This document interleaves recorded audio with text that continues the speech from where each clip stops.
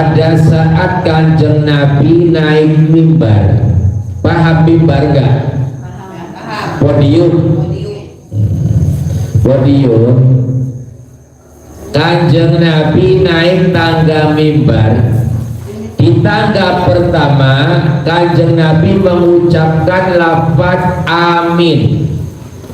Begitupun ketika baginda Nabi menaiki tangga yang kedua, tangga yang ketiga, Kanjeng Nabi mengucapkan lafaz amin. Lalu kemudian para sahabat bertanya, karena tidak pernah Kanjeng Nabi kalau mau menaiki mimbar membaca amin, gak pernah, jadi ngaeng apa mana? Aneh, tidak biasanya. Itu ngerti aing ya, ngaeng, bahasa buntut kan ngaeng. Iya, bukan aing, ngaeng pisan. Jadi gak biasanya Kanjeng Nabi kalau naik tangga itu baca amin tuh gak biasa, jadi aneh. Jadi para sahabat merasa kok aneh, gak biasa. Setiap perilaku tindak lampah yang tidak biasa itu mengundang keanehan. Begitupun para sahabat, aneh, ada apa ya? Maka dari itu sahabat bertanya, ya Rasulullah, ada apa ketika menaiki mimbar kok gak biasa ngucapin amin, ngomong amin? Begini redaksi hadisnya, dalilnya ini. Tak catat karena nggak hafal, sengaja pengen ngaji jadi tak tulis. Karena ini sering diceritakan sama siapapun tapi jarang diucapkan dalilnya. Dalilnya sahih ini. An Ka'ab bin Ajrah. Hadis ini dari sahabat Ka'ab bin Ajrah. Qala, ucap sopo Ka'ab, qala Rasulullah sallallahu alaihi wasallam, Kanjeng Nabi dawuh, ihdarul mimbar, kalian semua hadirlah semua di majelis ini, di mimbar ini. Jadi Kanjeng Nabi memintakan orang-orang Islam supaya hadir. Wakila ada yang berpendapat mimbar tersebut adalah mimbar majelis taklim biasa. Ada yang berpendapat mimbar tersebut adalah mimbar Idul Fitri. Jadi ada yang berpendapat itu ketika Kanjeng Nabi naik mimbar saat khutbah Idul Fitri. Falamma irtaqa darajah qala amin. Pada saat Kanjeng Nabi naik tangga mimbar, falamma irtaqa darajah qala amin.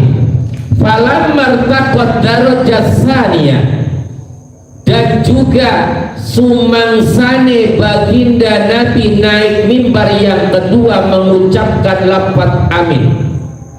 Falamma irtaqa darajah salisah, begitupun ketika Kanjeng Nabi naik tangga yang ketiga qala amin. Falamma nazala qulna ya Rasulullah, para sahabat naik aneh maka bertanya, ya Rasulullah, laqad sami'na minka yawma syai'an ma kunna nasma'uhu. Qala, para sahabat bertanya, ya Rasulullah, kami hendak bertanya. Maksud bertanya ini tabayun, klarifikasi. Ngerti? Mak, klarifikasi. Enggak. Ya klarifikasi gitu. Oh pokoknya takon. Jadi kalau ada apa-apa gak ngerti, tanya, arahnya klarifikasi. Bahasanya ibu dosen ya. Jadi klarifikasi, takon. biasanya nggak ngucap amin, ucap amin, jadi ngaeng takon para sahabat minta penjelasan. Oh, arti klarifikasi itu minta penjelasan.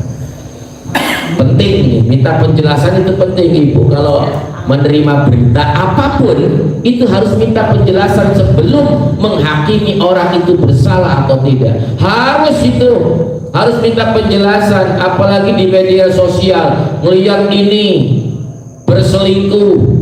Hari ibu-ibu kan senengnya acara selingkuh mana?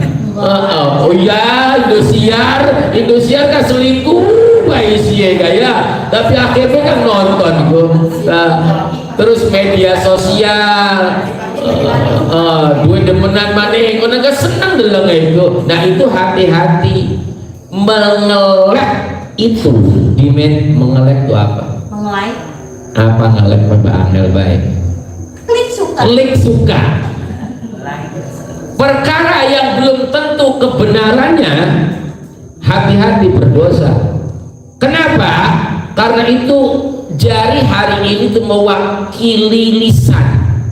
Jari ini sama dengan ucapan, malah lebih bahaya dari ucapan. Serius, ibu tukaran karo laki gawe status wong lanang langka bener gawe status wong lanang langka kang bener yang denger. Kalau belum ada HP kang krungu paling tangga arep sekian kang krungu sekabupaten kota Cirebon weruh kabeh ibu lagi tukaran, lagi berantem sama suaminya. Begitu lebih bahaya ini jari-jari itu. Makanya ketika ada kabar apapun minta klarifikasi, penjelasan dulu, ngobrol di belakang. Nah, Kanjeng Nabi ini lagi ngomong apa? Sering lagi ngomong Kanjeng Nabi. Kanjeng Nabi minta penjelasan. Ya sahabat ini nggak gelendeng di belakang, nggak ngomongin di belakang, enggak. Kenapa ya Kanjeng Nabi amin? Kayaknya sih, boten. Fakulna qala ya Rasulullah.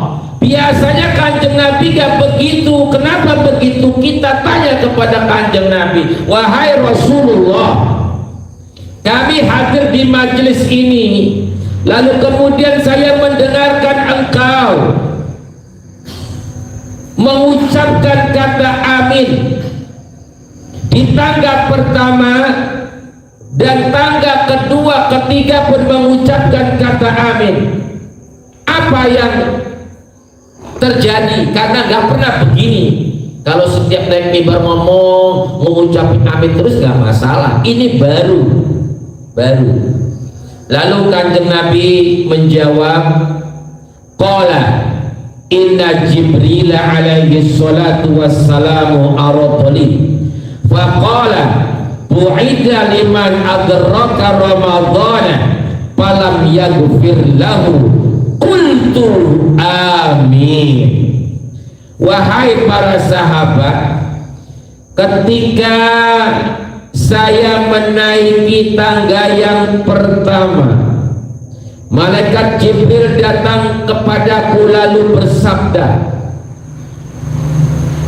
ketika ada umatmu yang bertemu dengan bulan puasa, kemudian ia tidak mendapatkan ampunan dari Ramadan, kemudian ia meninggal dunia, kemudian ia masuk ke dalam neraka, lalu saya berdoa kepada Allah, semoga Allah tidak menolong dia. Apakah engkau setuju ya Rasul? Apa jawab Kanjeng Nabi? Amin. Tandanya Kanjeng Nabi setuju. Padahal Kanjeng Nabi adalah orang yang paling sayang sama umatnya, melebihi kasih sayang orang tua. Sayangnya Kanjeng Nabi sama sayang kita, orang tua kita ke kita jauh sayang Kanjeng Nabi. Nah, Ada umatnya Kanjeng Nabi yang kalau ketemu bulan puasa nggak mendapatkan ampunan, Kanjeng Nabi setuju masuk ke dalam neraka. Kita tahu kalau di 10 hari kedua itu Allah menurunkan maghfirah. Tanggal 1 sampai tanggal 10 Allah menurunkan rahmat kasih sayang. 10 kedua Allah menurunkan maghfirah, ampunan. Di tanggal yang ke-13 ini kita mentelaah apakah di 10 hari pertama kita telah mendapatkan rahmat.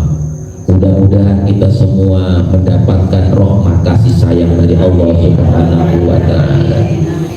Karena mohon maaf, gak perlu jauh ke mall, di depan jalan kita ngerokok sudah tidak malu lagi, gak puasa sudah tidak malu lagi. Mudah-mudahan kita dijauhkan dari itu semua. Rahmat itu turun di 10 hari pertama. Rahmat itu kasih sayang. Allah menurunkan kasih sayang kepada seluruh makhluknya, tetapi yang kadang sering khianat adalah manusia. Cinta itu, kasih sayang itu ada 3. Pertama, mahabbah. Ibu suka ning laki ibu karena uangnya, boleh gak? Boleh. Gak boleh. Ibu suka sama suami ibu dulu karena gantengnya, boleh gak? Boleh. Boleh karena gantengnya. Boleh. Ibu suka sama suami ibu karena pekerjaan dan jabatannya, boleh gak? Boleh. Boleh. Ibu suka motor NMAX, boleh gak? Boleh. Ibu suka mobil, boleh gak? Boleh. Boleh kabeh. Boleh kabeh, karena itu manusiawi yang dititipkan kepada manusia. Apa artinya? Itu adalah mahabbah. Masa sih ibu gak punya kepengenan? Kan pengen. Boleh. Pengen rumah bagus, boleh gak? Boleh. Itu mahabbah. Artinya kasih sayang kepada sesuatu karena mengharapkan sesuatu, itu mahabbah. Mahabbah apa? Mahabbah. Kalau sudah mahabbah, artinya mencintai sesuatu karena sesuatu. Lamun kula duwe laki kan, masya Allah ganteng nih. Tahun kita duwe laki suki duit, masya Allah, pengen tuku apa bisa, boleh. Itu mahabbah. Mahabbah itu. Tapi apa? Mohon maaf, mahabbah itu sifatnya sementara. Sementara, nggak lama mahabbah itu. Maka kalau ibu-ibu pengen dapat suami, sudah pada gue putu ya, iya ya, tak ganteng, ya nggak lama.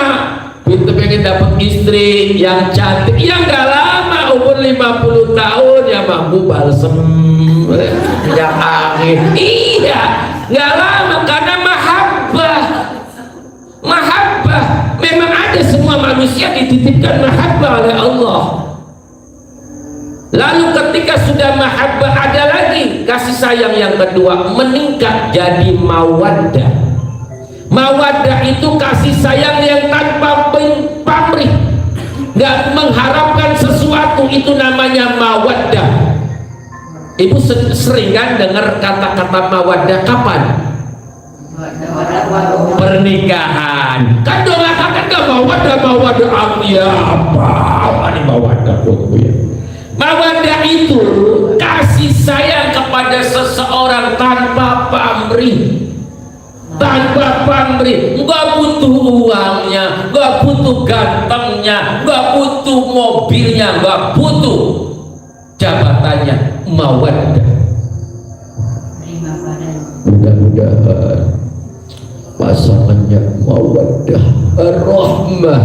Ya kan, apa artinya sih? Ya bagus, paling bagus itu kasih sayang tingkatan kedua. Tapi dulu iya sih, sebenarnya sih laki kalau Nabi mawaddah bukan mahabbah harusnya. Tapi contoh yang paling baik adalah, yang paling ideal adalah seorang tua mencintai anaknya itu bukan mahabbah, bukan, tapi apa? Mawaddah. Contoh mawaddah itu cintanya orang tua kepada anaknya atau anak kepada orang tua, itu cintanya mawaddah bukan mahabbah. Jadi ketika waktu ta'aruf pacaran bahasa hari ini mahabbah, lalu ketika sudah menjadi suami istri mahabbahnya harus hilang, ganti dengan mawaddah. Karena mawaddah itu tanpa pamrih. Sampai kapan? Ada batasnya juga, sampai mati. Mawaddahnya hilang karena sudah tidak ada. Ada yang tidak sampai, tidak ada batasnya. Cinta apa? Cinta Allah, cinta Rasulullah kepada umatnya. Apa itu namanya? Rahmah. Rahmah, rahmat yang diberikan oleh Allah di bulan puasa di fase pertama 10 hari pertama, menurunkan rahmat. Ditolong nih Gusti Allah, disayang nih Gusti Allah. Maka ketika sudah 10 hari kedua jangan kendor. Kita sudah berbuat apa? Di 10 hari pertama kita telah berbuat apa? Para ulama doa pengen ketemu bulan Ramadan itu 6 bulan. Pengen ketemu bulan Ramadan. Allahumma ballighna fi Ramadan. Ya Allah, sampaikan usia kami di bulan Ramadan. Para ulama salaf, hari ini kita berada di bulan Ramadan, kita isi apa? Jangan sampai kita menjadi orang yang merugi ketika kita bertemu dengan bulan Ramadan tidak mendapatkan ampunan dari Allah Subhanahu wa ta'ala. Seperti dalam sebuah kisah seorang wanita muda, dua-duanya kelaparan, puasa, hampir meninggal dunia di zaman Rasul. Wong wadon loro puasa, kempong, kelaparan, minta makan. Buat apa? Buat buka. Masih jam 2, pengen batal puasa.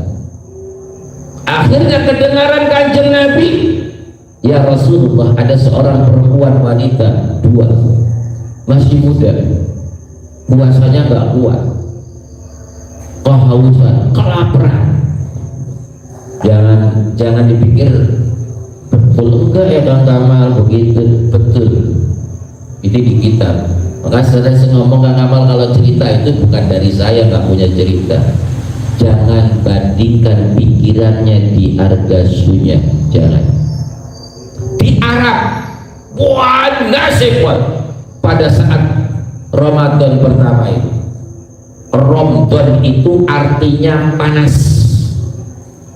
Artinya panas, panas luar biasa, dan pertama kali. Lalu kemudian disamperin wanita 2 ini sama Kanjeng Nabi, disuruh muntah, gak dikasih makan sama Kanjeng Nabi. Disuruh apa? Muntah, ditokakan, dilepekakan. Kan mual-mual, mabok, kelaparan, wes lemes, pokoknya lemes. Pengen apa? Muntah. Aneh semua para sahabat, kenapa? Ini lagi lapar disuruh muntah. Ini contoh yang makan, gak minumnya Allah gak butuh. Saya ulangi, kata Kanjeng Nabi kepada 2 wanita tersebut, Ini adalah contoh yang dia tidak makan, tidak minum siang hari. Allah tidak butuh, tidak makan, tidak minum dia. Kenapa? Muntahan isinya ular. Kenapa? Karena dia puasa, dia tetap gosip, dia puasa tetap merumpi, dia puasa tetap menangga, dia puasa tetap menjelekkan orang. Ini Allah tidak butuh, dia nggak makan seharian. Wanita loh contohnya, serius contohnya wong wadon, dudu wong lanang, wong wadon, wong wadon, wong Gusti Allah beli butuh, beli mangan sedina tergak, beli butuh. Setelah itu dikasih minum. Makanlah makanan yang halal, jangan ngegosip, jangan salahkan puasamu, karena tidak ada orang puasa mati kalau dia nggak ngegosip, dia nggak ngerumpi. Artinya apa? Kita harus betul-betul menjaga lisan kita. Kalau hari ini jari-jari kita, ma'asyiral muslimin rahimakumullah, rahmat itu rahmat yang Allah berikan kepada semua, maka arti Ramadan itu terdiri dari 5 huruf. Pertama roh, artinya rahmat. Allah menurunkan kasih sayang kepada umat manusia di bulan Ramadan. Alhamdulillah bulan sampean kami masih terjaga puasanya, tadarusnya, tarawehnya. Mudah-mudahan sampai ketemu Idul Fitri. Amin. Kedua, maghfirah, mim kan habis roh, rahmat, mim, kedua kan mim, artinya maghfirah. 10 hari kedua ini maghfirah. Ada umatmu ya Rasul, ketemu bulan Ramadan gak dapat ampunan, masuk ke neraka, sampai setuju.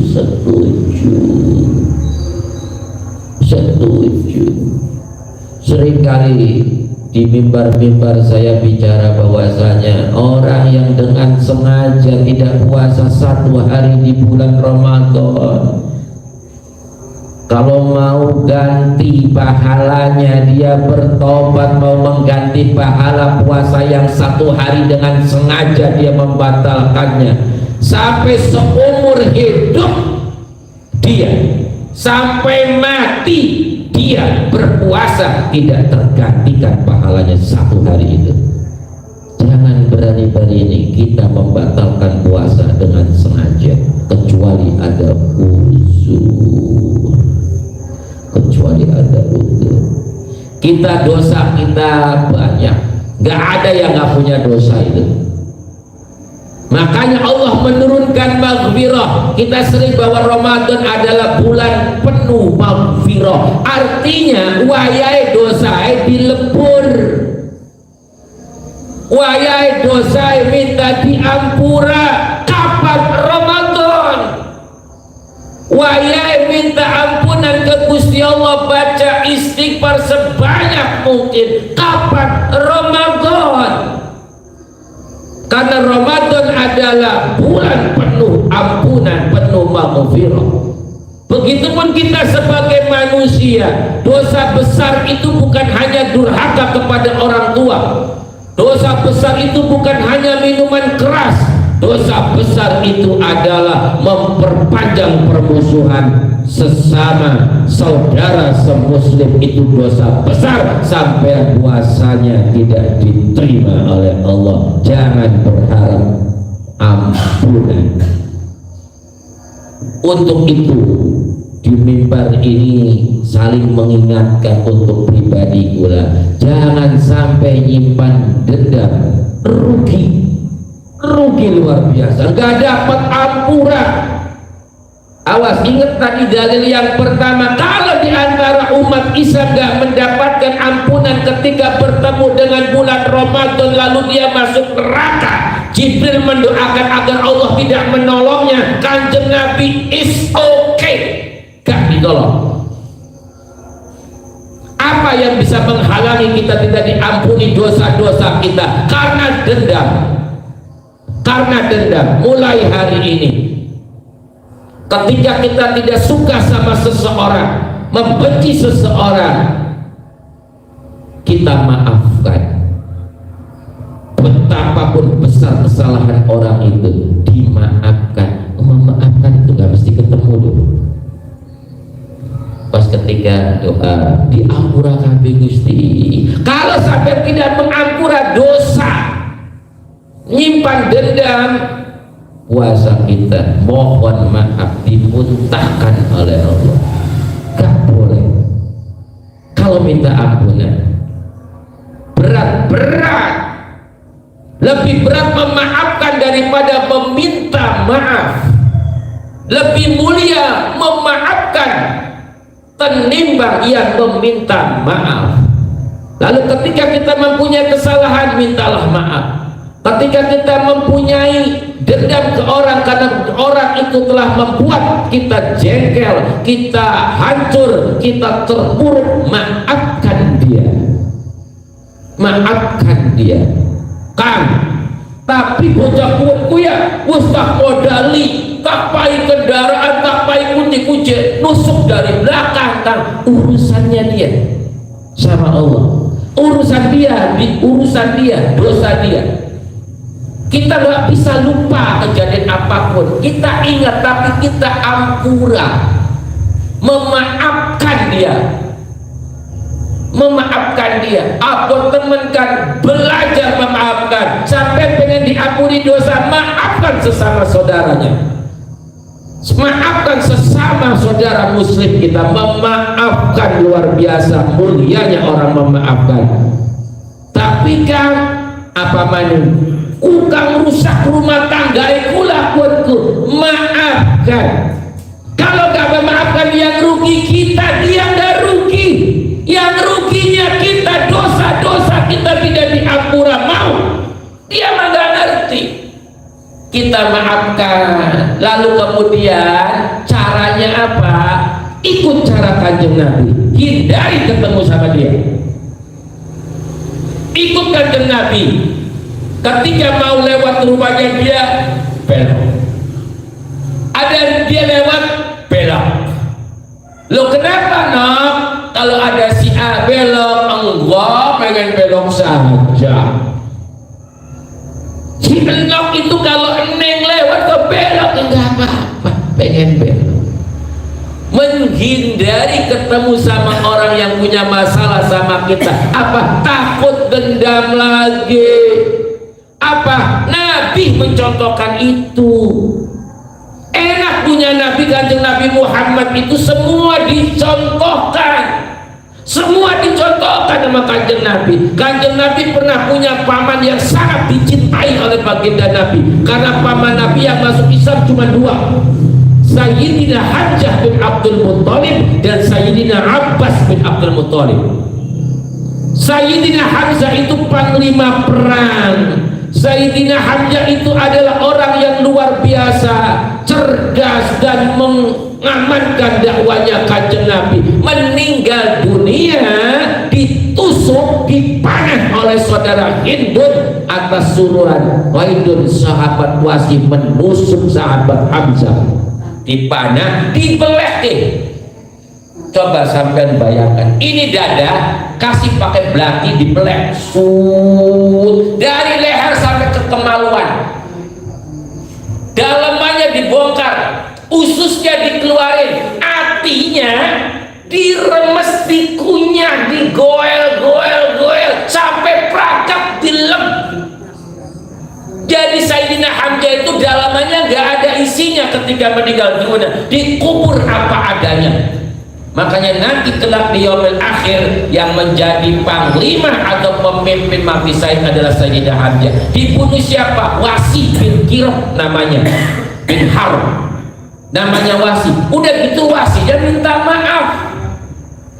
Apa jawaban Kanjeng Nabi ketika minta maaf? Wasi, saya itu kalau melihat ente kasih kelingan Paman Hamzah, jadi tolong Kak Ampura, tapi aja nongol engkau kita lewat gak aja nongol ya, engkau neng pengajian ya aja nongol. Nah ngapa? Karena kelingan Hamzah. Artinya apa? Mengkel kan Kanjeng Nabi, Nabi kita mencontohkan. Jadi ketika ibu-ibu kemarin sebelum puasa saya terangkan, mau nggak maafin orang yang telah merusak rumah tangga kita? Enggak mau. Yang rugi siapa?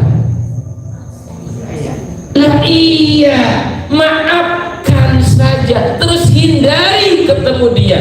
Kalau melupakan semua nggak mungkin melupakan hal itu. Jadi artinya apa? Untuk supaya kita mendapatkan ampunan dari Allah di bulan Ramadan ini, mudah-mudahan jembar hati kita semua, memaafkan segala kesalahan-kesalahan saudara-saudara kita, baik yang kesalahan kecil maupun kesalahan besar. Mem dalam lafaz Ramadan artinya maghfirah. Ketika kita sudah mendapatkan rahmat dari Allah di 10 hari pertama, di hari 13 ini mendapatkan ampunan dari Allah. Huruf yang ketiga adalah dhad, artinya domanah. Jaminan kita akan mendapatkan surga dari Allah. Kita akan mendapatkan surga dari Allah karena janjinya Allah, wa'azubi, orang yang berpuasa untukku, aku yang sendiri yang akan membalas balasannya. Dan Allah memerintahkan surga untuk berdandan mulai dari awal Ramadan. Untuk siapa? Untuk orang yang berpuasa untukku, namanya surga Royan. Khusus untuk orang-orang yang berpuasa, Allah sudah mempersiapkan surga Royan, didandani, dipaesi, dibeberes kabeh selawat awal Ramadan. Siapa yang akan masuk? Orang yang berpuasa di bulan Ramadan. Huruf yang keempat apa? Ro, dot, ro, mim, dot, Ramadan. Alif, Aminah. Duduk Ibu Aminah, duduk. Aminah artinya aman.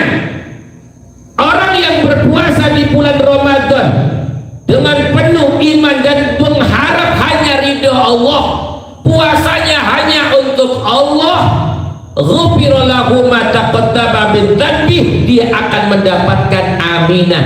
Aman dari apa? Di 10 terakhir bulan Ramadan, itkum minan nar, diharamkan tubuhnya terkena api neraka, haram tubuhnya masuk api neraka. Aminah, itkum minan nar. Orang untuk siapa? Orang yang mau berpuasa, orang yang mau memaafkan, dia akan mendapatkan ampunan dari Allah Subhanahu wa ta'ala. Terakhir huruf Ramadan apa? Nun. Nun. Oh iya. Artinya nikmat. Tidak ada kenikmatan kecuali orang yang mendapatkan undangan Ramadan. Kapan? Idul Fitri. Dia akan menjadi pemenang, penikmat dari segala. Seperti apa? Seperti bayi yang baru lahir ke dunia ketika tanggal 1 Syawal. Kita mudah-mudahan diberikan rahmat oleh Allah, diberikan maghfirah oleh Allah, diberikan domanah oleh Allah, diberikan aminah oleh Allah, dan terakhir diberikan nikmat oleh Allah Subhanahu wa ta'ala. Dan ketika li'idil fitri seperti bayi. Kenapa Allah memperumpamakan bayi? Karena bayi itu tidak ada yang sombong. Bayi langka kang judes, bayi langka. Gendong bayi ya, keliling bayi kan. Duh sinis temen bayi anak ini bayi sinis. Ya bu, lah tadi lucu temen, ya pematai blorong. Lah kakak ngomong, duh bayi je sombong temen disapa bener-bener anak beli. Langka. Makanya Allah memperumpamakan bayi langka, bayi sombong, bayi judes, langka. Bayi mampu apek tangi turu, langka. Diapung ya wangi baik bayi. Digendong nggak berkilap, sombong temen si bayiku, langka bayi sombong tuh. Maka di Idul Fitri diperumpamakan seperti bayi, karena bayi itu menyenangkan, tidak ada bayi sinis, bayi medit, bayi sombong, langka. Yang ada adalah bayi itu penuh dengan kenikmatan. Mugi-mugi Allah Subhanahu wa Ta'ala maringi bulanan sampai RKB kesehatan, hingga bisa menjalankan ibadah puasa ini sampai selesai sesuai rukun dan syaratnya. Ya Allah, berikanlah anugerah kepada kami rezeki yang barokah, keluarga yang barokah, kesehatan yang barokah, ilmu yang manfaat dan barokah, dan kemudian mendapatkan ampunan dari Allah, mendapatkan jaminan surga dari Allah, mendapatkan pengamanan dari api neraka. Ya Allah, mendekatkan kenikmatan surga royan yang Engkau janjikan. Ya Allah, Allahumma arinal haqqa haqqa warzuqna ittiba'a wa arinal batila batila warzuqna ijtinaba. Ya Allah, tunjukkanlah yang baik itu baik ya Allah, dan berilah kami kekuatan untuk mengikutinya. Ya Allah, tunjukkan yang salah itu salah ya Allah, dan berilah kami kemampuan untuk menjauhinya. Ya Allah, Rabbana atina fid dunya hasanah wa fil akhirati hasanah wa qina adzabannar. Innallaha wa malaikatahu yusholluna 'alan nabi ya ayyuhalladzina amanu shallu 'alaihi wa sallimu taslima. Wa akhiru da'wana alhamdulillahi rabbil alamin. Astaghfirullah Rabbal baraya, astaghfirullah minal khadaya, astaghfirullah Rabbal baraya, astaghfirullah minal khadaya. Rabbi zidna ilman nafi'an wa wafiqna amalan maqbula wa hab lana rizqan wasi'a wa tub taubatan nasuha wa tub taubatan nasuha. Astaghfirullah Rabbal baraya, astaghfirullah minal khadaya, astaghfirullah Rabbal baraya, astaghfirullah minal khadaya. Mawon saking kula kang amal mohon maaf lahir dan batin. Akhirul kalam, ihdinas siratal mustaqim, wallahul muwaffiq ila aqwamit thoriq. Wassalamualaikum warahmatullahi wabarakatuh.